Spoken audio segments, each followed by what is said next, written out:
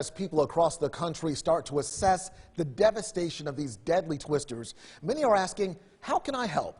Donation sites are out there, but so are donation scams. 8 News reporter Talia Cunningham joining us live from the Better Business Bureau headquarters in Henrico with what you need to know. Talia, good evening.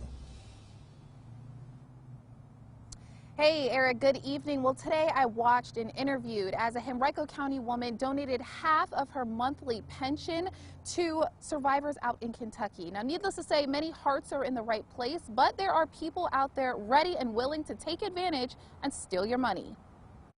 Tornadoes spawning across 6 states, ravaging everything in their path. Dozens are dead, even more left to pick up the pieces. I want to cry. I think about what they're going through. It's just so sad. Shar Underwood, emotionally impacted by the tragic natural disaster, feeling helpless from Henrico. She wanted to assist in any way possible. I'm so sorry. So I want to give a little something. That something is half of her monthly retirement pension. Today, Underwood addressed her envelope and headed to the post office. Our cameras were rolling as she walked through the doors and mailed it off to Kentucky with love. I'd like to see it help someone not give up and realize that there are people out here who want to help. Underwood donated to a special relief fund set up by Kentucky's governor just days ago. A secure site, but not all are.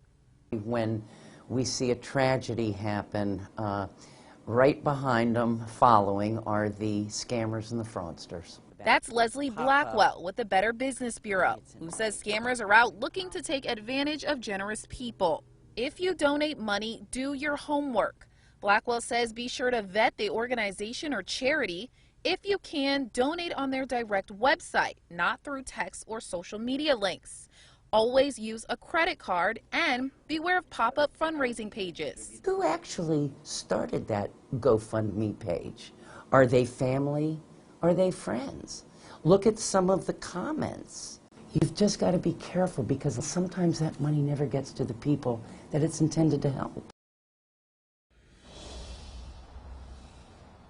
Yeah, we know a lot of Virginians have been asking that question. Do I have to donate financially? Can I donate items like diapers, wipes, and water? Well, the BBB tells me that right now financial donations are the best way to go because crews out there simply don't have the manpower to distribute those items. So some secure websites you can donate on: the American Red Cross, the Salvation Army, and Feeding America. We're going to put links to those and more right on our website for you at WRIC.com. We're live in Glen Allen tonight. Talia Cunningham, 8 News.